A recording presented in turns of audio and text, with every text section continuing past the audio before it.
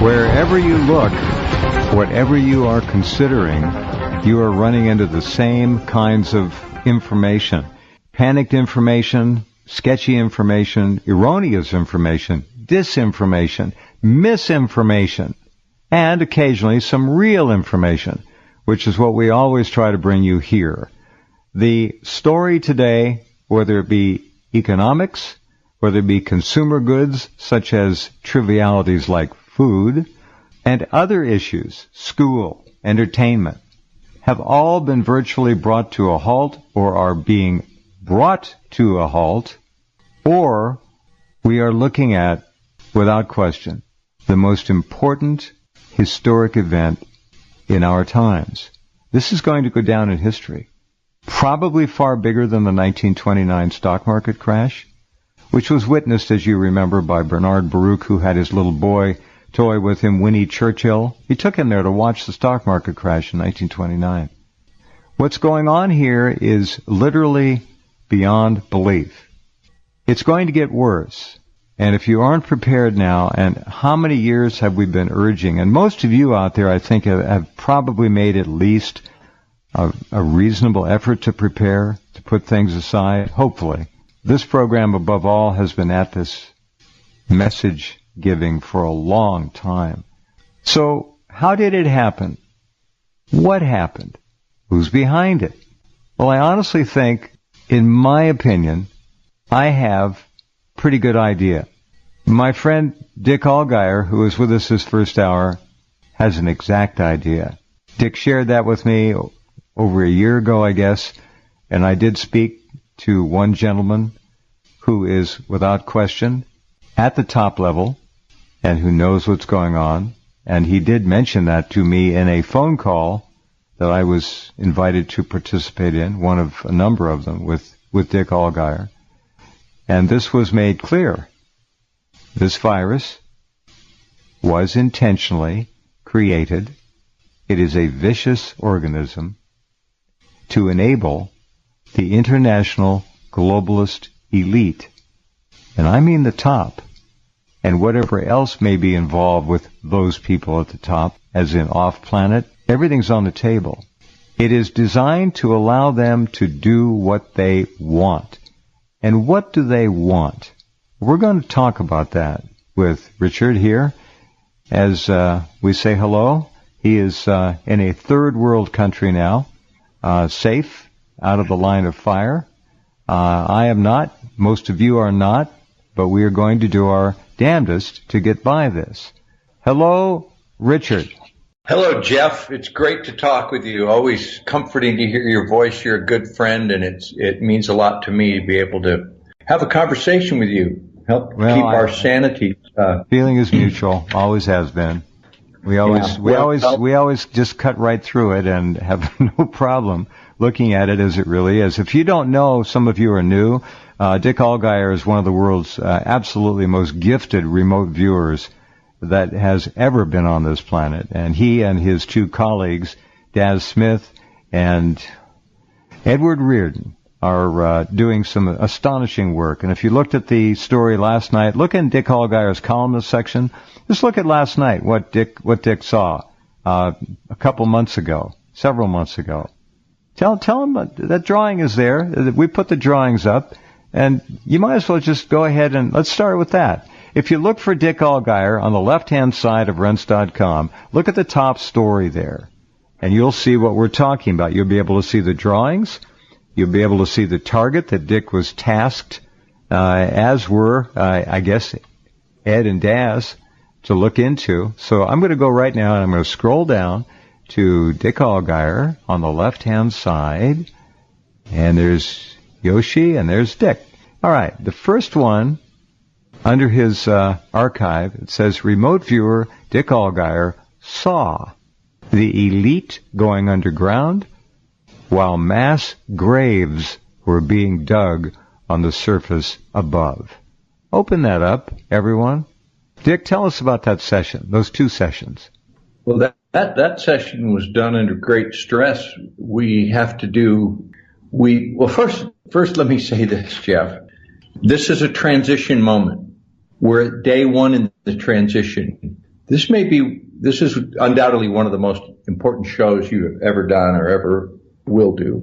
And the world is never going to be the same. We are starting our journey into the next world that has been designed by those who administer the world. So I'll tell you how I know that and how we got there.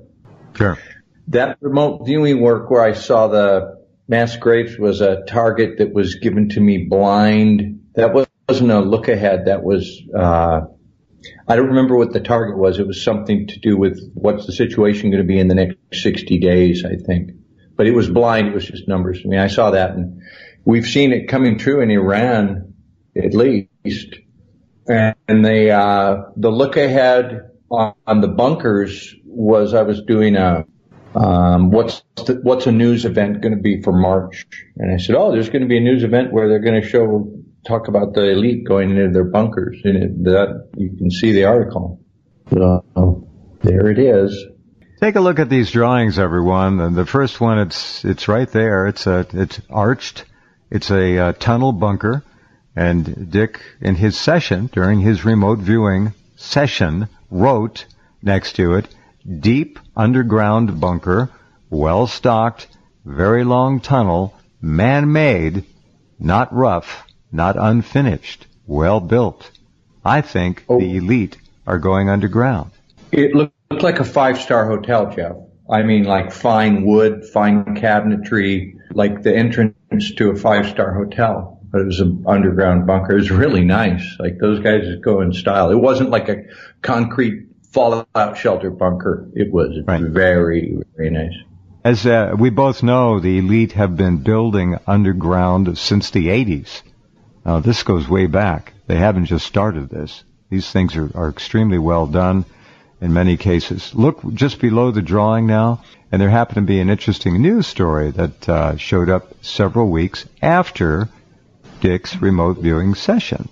Some people have bought ex-military bunkers and converted them. These aren't necessarily the ultra-elite rich bunkers, but it gives you the idea of what Dick saw. Jeff, we've been doing private targets for over a year. Death of the dollar, adoption of cryptos, the whole financial system, and we've been frighteningly accurate. I've showed a lot to you, and we've kept a lot of them private. It's why I'm where I am. I'll tell you let's tell people my story. Okay, backtrack a little bit. Yeah. Some years ago, I remote viewed some things for Courtney Brown, and my data didn't agree with what Courtney thought it should be. And so I published it myself, and it got the attention of some people.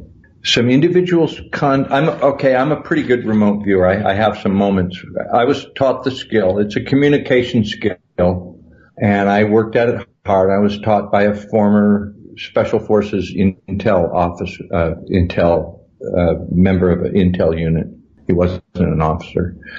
Pardon me for saying that. But so I trained with him for 18 years, and I got pretty good at it. So I did a couple targets, and some individuals contacted me, and what they said was, "Wow, you have a skill there. We've seen your work and we've validated it." And so I was given some other targets to work for them in private, and in doing so, they brought me up to speed. It was about a 3-year education of many hours every week, me being told the true history of the planet, the true history of how it's run. And I know all that. I'm not going to talk about it here, but I know how it works. So I was brought up to speed. They can't tell me everything. Some of it is just, it's not allowed. I'm a remote viewer, so I'm kind of in the club, sort of kind of stuck my head in it, but I'm not a member of any of these organizations. But they're watching out for me. So I get big picture information, and I've been given a lot of information. Mm-hmm. So here I was. I had a very comfortable life, Jeff, as you know, in Hawaii. I was retired, owned a condo, went swimming every day, exercised, did my remote viewing, played guitar, flying your drone, made videos. flown my drone. Couldn't ask for more. I mean, but for the past 2 years, as you know, because you were in on some of these conversations, I've been getting told what's happening. And I was told to start preparing a couple of years ago to learn about the new financial system, which is going to be cryptocurrency. It's going to be a digital identity, and it took a while, so I learned that. About 3 months ago, I was told to have a go bag packed. I was told last year, I went on vacation to Alaska. Remember we did the show. Oh, by the way, people should go back to the archives and listen to my last couple, 2-3 show. I think there was one I did last month where I pretty much told as much as I could. If you go back and listen to that in light of what you know now, it will be meaningful for you. So I was told last year when I went on vacation, Dick, enjoy the vacation because you won't be able to travel next year in 2020. There will come a time when you won't be able to travel. What? How can this be? It'll be restricted. And here we are. 3 months ago, I was told to have a bug out bag ready. 2.5 weeks ago, I got a call. It was a Saturday morning, and it was at dawn, and it was very serious and said, we're getting you tickets. You and your wife go. You have a couple days. And so I had to pack up everything. Hang on, it's okay. We understand. Let me hold on. Let me say something here. When this was happening to Dick and his lovely wife, it was not easy. You imagine your entire life, your roots, everything you've known and loved is being taken away from you in order for you to be safe. And he would email me, we talked, and I cannot tell you the strength of this man and his wife to have gone through this, to be uprooted on virtually no notice and relocated to a third world country. Go ahead, Frank. Go ahead. Jeff, I was 4 hours sleep for 2 weeks, and every moment was a nightmare of trying to get money. Okay, I got my money out of the stock market a month ago, 4 weeks ago. Right. I got gold was 19,000. I had some gold and silver. You can't carry that with you. It does you no good, Jeff. No. What do you do with your gold? I had to sell that. I had to send that to Kitco, and I'm just getting that while packing and getting the gold shipped, and then doing all the little, you've got to log on with your username, and then, what was the password, and authenticate this and that. And meanwhile, I'm getting my money out of my 401k and having that sent to me with a check. Will it arrive before the plane leaves? Can somebody sign for it for me? It comes. What bank account do I put it in? Just 1,000 things. Gold and silver didn't do me any good.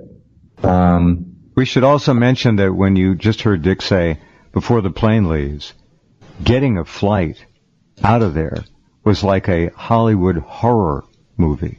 Jeff, I was told to go to a certain site, and the person helping me was on the computer with me, and I was swearing, and he would say, Dick, don't say F word, it doesn't help, concentrate, find this flight, and we'd find a flight, and as I was typing in my name and information, it would disappear. You couldn't get on it. And so I watched them go on. I got the last 2 seats. And I was also told, don't go through the West Coast. Don't go to San Francisco. Don't go to LA. I had to go a circuitous route. Right. Oh, it was it was the most stressful thing you could imagine. And what do we take? And my wife is packing. Do you want this? Like, what camera gear? What guitar? Can I take a guitar? How can we ship stuff and take some Allison C? And how much cash can you take? And we're putting money into. It was unbelievable. And all the time, that sick fear feeling in your stomach. You'd wake up in the morning at 4 a.m. and go, oh my God, what do I have to do today? I have a day and a half left, It's a black dread, and I've felt it for a long time now. Weeks and weeks. A black dread, blackness. And it's not a good feeling at all. So I was directed by my higher self to bring a friend with me that I've known 50 years. And I kind of said, hey, we're going on a vacation to a place, it's a little primitive, but beautiful. And I bought him a ticket, and he came with me. And the night before he was leaving, he has some property in the Bay Area that he was renting, and a realtor called him and said, hey, do you want to sell this place? And he said, oh, I'm going to this other country. And the realtor said, I know the top realtor in that country. He's a friend of mine, and here's his name. And so that guy met my friend at the airport and turned out to be our guardian angel. He knows everybody. He's helping me. He's driving me around. He found me a secure place to live. I'm in a gated place with high officials, with a police guard, so I'm physically safe. And I'm in a country that grows its own food and gets fish out of the ocean. And I think it'll be okay in that sense. But my God, getting here, the banking system, I didn't have the necessary papers. I couldn't open a bank account. I can't get money. I'm just living off my credit cards. Today, I sent myself some money via Western Union, and my friend took me to the bank, and they saw the amount. It wasn't that much. And they just kind of went, the person at Western Union said, what's the purpose of this? I said, what do you mean, what's the purpose? I need some money. And she said, anything above this amount, you have to have paperwork, a contract, what it's for. We can't give you cash. You get a check, take it to the bank. And it was like, I was all day just wiring a little, not that much money. I always thought Western Union was easy. Supposed to just pop in there and send money? No. Everything's, it's all regulated now, friends. You don't know how much regulation there is. This is the new system. They put this in. It's called Know Your Customer and KYC. You have to have all kinds of paperwork and documentation, and they're making the system. It's dying. The banking system it won't be long, Jeff. The banking system is going under. So I look at the stories right in front of me right now, Dick, just to bring this home a little more from what you're saying. Trump administration to support U.S. economy with $800 billion in fiscal measures. That's $1 trillion. Repo market breaks again, forcing Fed to scramble another $500 billion into the repo. It's endless. IMF prepares $1 trillion bazooka to fire, and global stock markets plunge despite drastic action by governments as coronavirus paralyzes the economy. Gold price drops as investors hunt for cash to cover massive market losses. Doesn't stop. Yeah. Well, let me give a little plug here and a thanks. Our crypto viewing team, we've assembled a very special team. Edward Reardon, Daz Smith, our corporate guy, Ed, he's traveling right now to a safe place. He's been preparing for a while, but we've been giving out this information on a private site over the past 2 years. And if people now believe us because we were right, and it's crypto viewing, patreon.com, patreon.com, Patreon, patreon.com/crypto viewing.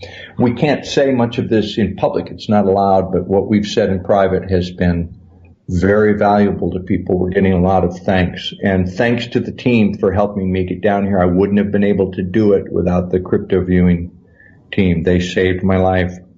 What we're doing now, Jeff, because we knew this was coming, and the internet and social media is going to be censored. We've developed a private site. We've been working on it for a year in preparation for this time, and it'll go online in a couple weeks. Just you'll see an announcement at cryptoviewing.com, and we're going to have a private site, a private app it will circumvent YouTube and circumvent. We'll be able to communicate and give out information to people. So, and that will be a subscription thing. And Jeff, I think there'll be a day when your show will be affiliated with us and be private, and you'll bring your people and they'll pay some money. Our site is up and running, and we'll get your show on it. I think. I don't know if I'm inviting you or I just have that feeling. I just blurt that out. So. When you have a feeling, I listen. I think you and I are going to be our history is going to be erased, Jeff. Yeah. The history of this time, it won't be, future generations won't know it except through your archives. Let me talk a little bit about Hawaii.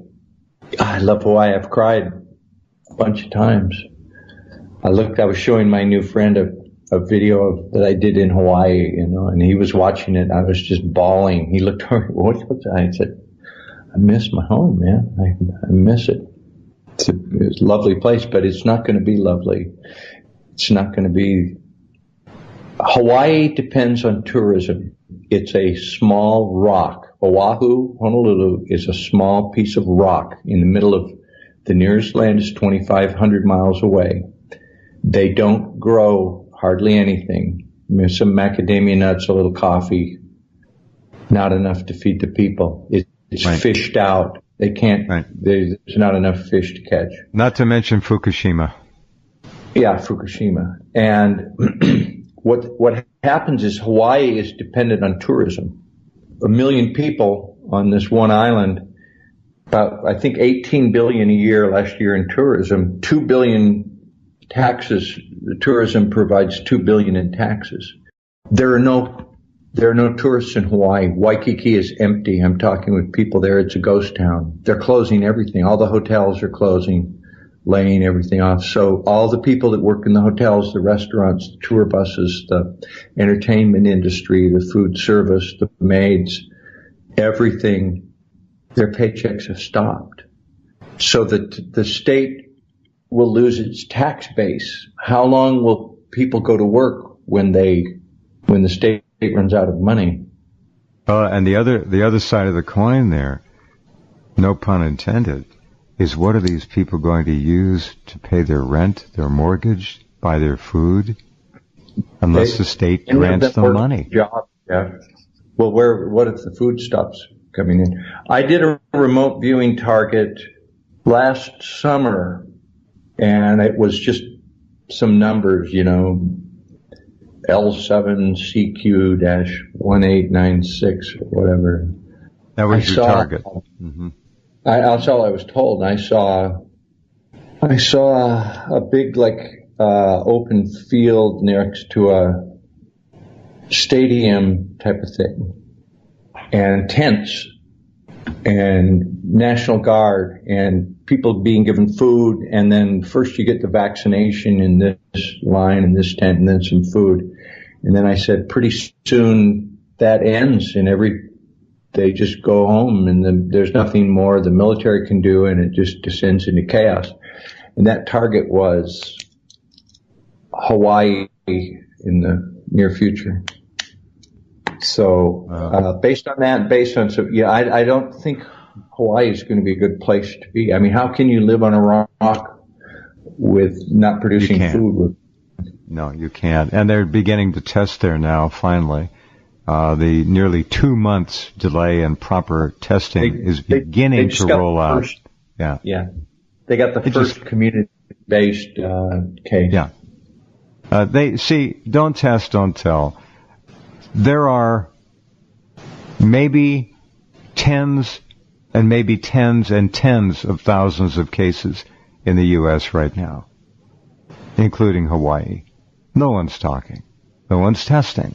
That's how they're going to try to, quote, flatten the curve, which is all bullshit. Well, this is carefully designed and carefully planned, and they need to do this okay. How many years have you been? Okay, I have so much to say. First of all, for those of you listening to us tonight that have been listening to Jeff Rentz for many years, how many times has he told you to call Numana, and get storable food? Many times. And before that, ReadyReserveFoods.com. And before that, another company. I've never stopped urging people, just, go out and buy 10 cases of baked beans, black beans. Buy something. And now I'm told stores, no canned foods, no nothing. A lot of them are empty. So the feds are taking over food distribution. They're taking over the supermarket chain. They're working with the supermarket chains, and they're going to allow X number of people in at a time, and you can only buy so much food, and no more, quote, hoarding, whatever that means. Go ahead. Okay, so we've talked about that on your show, and that's unfortunately comes true. We've also talked, this I learned on your show 20 years ago. The Jekyll Island experiment is at an end. This is the end of the Jekyll Island scheme. It won't survive. Mm-hmm. So the dollars, this has been overdue. The economy is smoke and mirrors, modern art. It's nothing propped up by thin air. It's just an illusion. And stock market lost, 3,000 today? Yep.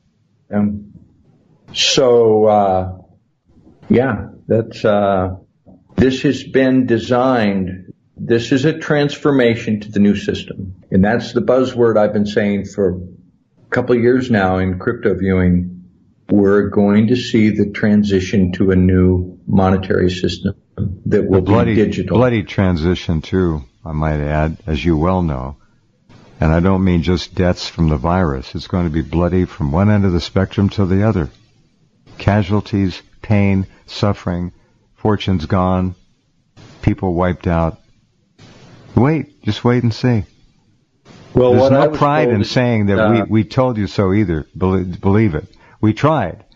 This is a very dark and ugly thing, and we can both understand why the majority of people might have put it aside. Well, maybe someday, but no. That day is here now. Well, the plan was to have government, they've so-called sovereign governments. A couple centuries ago, they decided that humans would be given the illusion of governing themselves. The nobility said, okay, we'll have a democracy, we'll have nation states. And so they rolled out a template and gave everybody this template of the war goddess, the Lady Liberty, Britannia, Austria. They all had the woman in the robes holding the thing, and the national anthem and the flag and the medals for the military. Nationalism. National currency, nationalism, and that was the way that humanity was governed. And in all the counties counted all the money that was brought in by the people that were ruling it, and it was a nice little system. But they're going on to the next system. I'll give you a little bit of good news. For those who survive, they're going to release some new technology that'll be pretty flashy. That'll be pretty good. But it's going to be, you won't have nation states. It's going to be run by corporations, NGOs, and it's going to be decentralized on the blockchain. So everything you do, everywhere you go, everything, you do it on a little smartphone, and your every thought and desire and emotion and feeling about it will be recorded, and you'll get paid some little token for sharing that, and you'll have people around the world that you can interact with. See, we're having a time where you won't interact physically. People will not be interacting physically anymore. You'll be afraid of getting the virus, so social distancing, right? That's the term, social distancing. Virtual communication. No more direct. It's all be online, digital. Well, they're already doing that, Jeff. Correct. How many times have we looked at pictures of people in restaurants all at the same table, not looking at each other, talking, they're texting?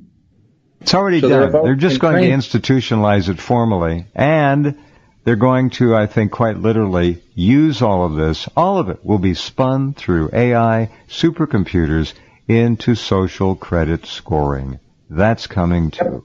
Yep. So, I'm hoping we come out the other end, and when they roll out the cryptocurrency, that was the good news, is I was able to carry a good deal of what I've accumulated on a piece of paper with some word. Well, I have it. Yeah. I have it secured somewhere on the internet that I've got a couple places where I can get at just a few words, and I can reconstitute my wallet. So, I actually, that was one of the things I was doing in the final days. I'd thought about that. I knew it, but you just put it off and put it off. Woo! So this is going to be a real ride, Jeff. It's going to be a real ride. What I notice when I watch the statistical games playing and the Chinese numbers, the official numbers from China, they may have had 2-3 million dead over there for all that we know. We don't know. It's all lies. And I have a story going up at the top of headlines shortly about a number of Chinese visiting scientists, many of which were ensconced at Harvard. They were working on all manner of technological challenges, U.S. chemistry programs, bioscience, nanotech, polymer science, robotics, computer sciences. All of them were targeted for a long time, we're talking decades, by the People's Liberation Army scientists. They've just arrested a number of these scientists, men and women, and they're identified as colonel of some woman, a colonel in the People's Liberation Army, someone else a lieutenant general, and they're supposed to be just scientists over here on exchange programs, helping us they're stealing the crap out of us and have been for decades. Open theft. And the video I have up there, the guy, I guess he's from DOJ, he names person after person after person, and many of them were all tied together. These are Chinese nationals, People's Liberation Army officers, posing as scientists. They are scientists, and they're all tied together in one of these cases with a Zionist scientist by the name of Lieber. Now, why is that? Well, why is you that? have to realize that the people who who are really in charge of things are not nationalists. They don't give a crap about nationalism or countries. Not a chance. They're running the human race, and they're administering the human race. The borders, sovereign national governments doesn't mean anything to them. It's about generating cash for the corporation, product for the corporation, human capital. So, this is the dark part. This is the dark part. Human capital. What does he mean by human capital? Does that mean that each human being is worth money, as it were, has value units on the blockchain soon for the elite on the planet? Do each one of us, when we die, have some cashed in value to the elite that run the planet? Could that be possible? Well, the answer is yes. And we've talked about that before, too. A little bit on that, Dick, if you can. Well, at birth, based on your birth certificate, they know where you are. If you're born in Santa Barbara of affluent parents and you're expected to go to college, and they can chart your life, how much money you're going to generate for the system. Someone who is working in a bean field down where I am, they're not. I don't want to sound callous here to say as a human life is valuable, but in terms of contribution to the system, it's a little less. That's one of the reasons I'm here. Is it's a place where the people are going to be left alone, as opposed to the United States. The United States has to be taken down for this system to come on board. And I don't want to get too deep into that. I want to be careful. We'll talk about that privately. That's kind of sensitive stuff. Let's talk a little bit about this, what's happening with the virus. I have not had time to hear your shows with Henry. I hear, God, I'm talking with people who are still drinking the Q Kool-Aid, saying, oh, this is a big op. This is Trump taking down the deep state. Please. Oh, please. And those poor I don't people. have time to hear that. Somebody was telling me that on the phone today. I don't have time. I don't have time for this nonsense. But some are claiming that China is getting back up and running, that there have very few cases now, that they've turned the corner and production is coming back up and the cases are diminishing. I've read the same stories. I cannot testify that that's true because the Chinese lie constantly, never-endingly, and forever. They lie. They say they've got 5,000 dead or something like that on the planet altogether. No, I am absolutely convinced that the Chinese lost at least 2 million, maybe 3 million dead. They were burning bodies and still are. They're bringing in thousands upon thousands of portable furnaces to burn bodies in Wuhan. Wuhan, an area of 20 million people. And yes, they could lose 2 million in there, and the world wouldn't blink. If Beijing said 4,000 died, that's what the world would accept. That's what they would assume. What worries me, and I'm speaking on behalf of all the people who are going to get this thing, two things. One, there have been a number of cases of people who have, quote, recovered, been released, and then been reinfected, or had a relapse, suggestive that the virus goes into some place in the body, like a herpes virus, and hides out. And then when the immune system is weak, it bursts forth. That's what the herpes virus does. It encapsulates itself and hides at the base of the spine in the nervous system. It hides there. Now suppose that this coronavirus went into the bone marrow, for example, and hid out there. And you test PCR negative because it's not running around the bloodstream. You're negative. You're healed. You go away. You're released. But all that while, the virus is still in that bone marrow, degrading your immune system until you won't have an immune system. What you'll have then is an AIDS-like condition, which opens the door for 30 or more hallmark conditions of a malfunctioning, non-existent immune system. That's one. Number two, I always try to watch how many cases have been resolved. Resolved by either death or healing and release. And if you look closely, there are not many. This virus doesn't go away. It hangs on for weeks and weeks and months, and maybe it'll never go away. I hate to say this. It's a horrific bioweapon. And it's SARS. I used to joke in the beginning and call it SARS 2.0.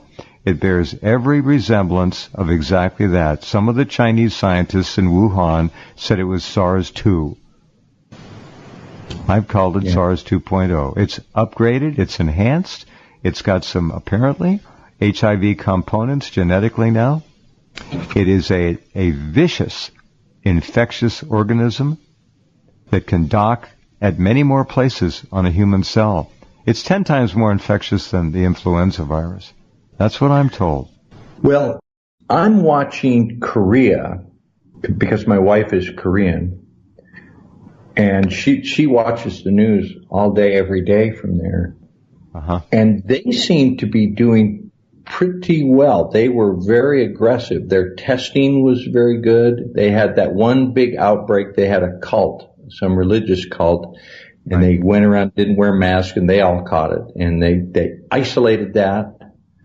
And they seem to be, the death rate seems to be low. And I tend to believe, reporting out of Korea, because I've watched with my wife, Koreans are very, they're tough people. If you tell them they can't say something, they'll go right on the internet and social media, and they'll just raise holy hell. They won't be denied. And so I don't think they're able to cover it up so much there, but their death rate is supposed to be below 1%. We don't know how many cases. Remember, the cases have to be resolved. They either have to be healed and released and tested and found to be negative of coronavirus, or they die. That's a resolution as well. So I don't know what the Korean stats are, but I do know that this country, under its current leadership, had tested about 20,000 people yesterday total. And I think the CDC had accounted for about 4,500 of that 20,000. The rest were done by public health laboratories, 103 of them scattered around the country. 20,000 tests as of yesterday. In South Korea, they have tested over 250,000 people to date. No problem. You want to test? You're tested. Boom, you got the results very shortly thereafter. And it's free. The government pays for it. That's right. Korea's response has been remarkable. Yeah, they have a world first class health system. They've taken care of this. I just don't know about the recovery rate, the released rate. I'm watching for that to see relapse rates. We don't know what this virus has been programmed to do, either by nature or by satanic humanity. You choose. It's up to you. I'm not going to tell you what to think. This virus may go into the body and lay dormant for a year. Maybe it was programmed to do just that. And then the next wave comes out next fall, next winter, and it's twice. The mortality will be double. Twice as vicious. We don't know. We're in unknown territory here. And I know that there are people listening to this who are way up the food chain, and we are trying to help this transition happen with the least amount of grief and pain that is going to be exacted from the masses. But humans don't do things voluntarily. Takes pain to, pain is a good motivator. And you see, and it's a good control mechanism. This is checkmate, Jeff. They checkmated it. Yeah. I mean, they did. When I was told a year ago, oh, you won't be able to travel, the governments will fail, and blah, blah, blah, I wasn't told the details. I was told the pieces of it. And and I even remote viewed some of it, and I didn't even put this together. Now it's so obvious. It's like, wow, you have total control right now. You can just lock down a city, martial law. You can lock down travel. People wouldn't have believed it. I mean, when you used to tell me these things back then, and I did, again, have the ability, and I'm very grateful for that, to talk with a certain individual a number of times, and I started to prepare them. Yeah. I have a friend back in Hawaii, dear friend I worked with in the news business, a nice guy, but he always thought I was a little off, a little extreme. And he, I said, the economy is going to crash. He goes, no, they can't. They won't. The United States is too powerful. It won't crash. He goes, look at the NBA. They're paying these tall guys $30 million a year to put a basketball through a hoop. He goes, everything's fine as long as the NBA's going. No problem. That's right. Yeah, well, I called him up the other day. I said, hey, they just canceled the whole NBA season. And he went, he was speechless. All major sports canceled, all of it done. So I asked a couple of, when Trump was elected, I said, what's up with Trump? What's the deal with this? And I was told Trump was put in to oversee the bankruptcy of the United States. And that's coming true. But the bankruptcy involves the debts have to be settled. So that's going to be the ugly part, is the settling of the debts. I won't say too much about that. Let's end with this has been too dark. Let me tell you a couple funny stories, if I can, about what has happened to me. Yeah. Well, this one's not funny. This one's actually horrific. We had just gone through all this trauma, and we're in this place and we don't know anybody, and it's really strange and it's really uncomfortable in a lot of ways. And we're like, oh, this is so foreign and so third world. And our friend was driving us in a pretty nice, Toyota RAV4, and air conditioning. We're driving, and they have those little circle roundabout where the Fords coming. Yeah. So we're going through that. My friend he doesn't drive fast. He was driving like 17, 20 miles an hour, maybe under 20 in this roundabout. And we were talking, and all of a sudden, out of nowhere, a guy on a motorbike with an older woman, his mother, on the back, just boom, hit his front fender, and the woman like flew and crumpled on the street, and we were in this act. It was just like, oh my God, this guy just hit us. We collided. My friend didn't hit him, but this nightmare. I was like, oh God. And he immediately got out and picked up the woman and said, we'll take her to the hospital. It's an emergency. And he put her in the car. My wife was in the back. I said, Mimi, you get in the front. I got in the back with this woman. Oh, she'd broken her foot and her jaw. And my friend took her right to the hospital. And he said, I had to get out of there before the police came. I would be filling out reports. It would cost me all this money. It's just life and death. So I took her there. And he paid the guy a certain amount of money, not that much, and just paid him on the spot and said, here you go, and made the settlement. There it is right there, and then paid her medical bills, even though it was the other guy's fault. Okay, I was going to do something like that. We were driving out in the country to look for a place to live out in the greenery near the farms. And we're going down this like 2-lane road, and we come upon a police car, a police truck. And there's police, and the police car was going kind of not too fast, and it was a double yellow line. The police car was going slow enough that my friend just pulled out and pulled around the cop on a double yellow line, and like waved, and the cop waved back. And I said, you just passed a policeman on a double yellow line. He goes, oh, it was okay. I said, don't you know that the double yellow lines, that means don't pass? He goes, really?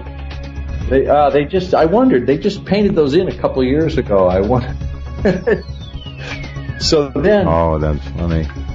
We come up to a police checkpoint where they check, there's a police checkpoint, and we're drinking a beer. And I go, oh no. And you just raise your beer to the cops and they wave at you.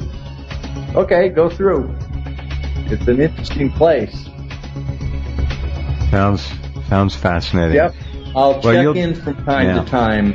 I'm it's here. Not going to be pretty, but we'll keep in touch. Well, I appreciate the call this afternoon, and I've got to get your stuff off to you as well. We'll do that. So that would be take good care. And I've got a picture of Dick and his wife that had breakfast. I'll try and post that. Yeah, that breakfast we had, we didn't get to that. That was another good thing. The food is fresh, and it's all grown really close. It doesn't come on, there's no box stores. It comes from a little pickup truck. Got it. All right. Okay. Just outside. I'll put that up. I'll put that up in your column. That's fun. Stay safe, Jeff. It's going to be, we've had an amazing life, and we're going to see some really big changes. The new system is coming online, and I'll talk about that more in our next visit about what's coming, because it's all outlined, and they know, and it's well planned. They plan it out decades in advance. Yes, they do. This world is going to be totally in 5 years. All right. Say hello to our, stand tall, say hello everybody. Yeah. Stand tall. All right, you be well. Say hello to Mimi. Bye-bye. Bye-bye. Okay. I hope that got loud and clear reception with most of you. I think it did. Best audience ever in talk radio. It is what it is. And if I had started talking about this a year ago, no one would have believed it. So no reason. I just urging people to prepare. I hope most of you are. We'll be right back.